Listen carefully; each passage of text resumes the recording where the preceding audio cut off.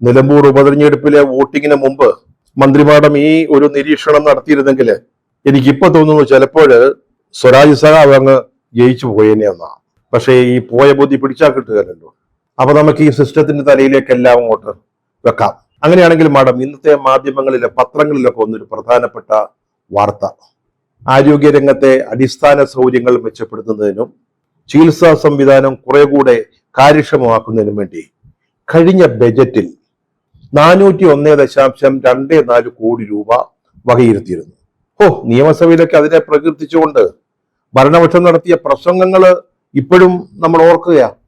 സഹാക്കള് കേരളം മുഴുവൻ പാടി നടന്നു, നമ്മുടെ ആരോഗ്യരംഗം ലോകോത്തരമാകാൻ പോകുന്നു, 401 കോടി രൂപയാണ് അലോട്ട് ചെയ്തിരിക്കുന്നത്. പക്ഷെ എന്തുവാ സംഭവിച്ചത്? അവസാനം ഖജനാവിൽ കാശില്ലാതെ വന്നപ്പോൾ 106.89 കോടി രൂപ കട്ട് ചെയ്തു എന്ന് പറഞ്ഞാല് മാരകമായ കടുംവെട്ടാണ് നടത്തിയത്.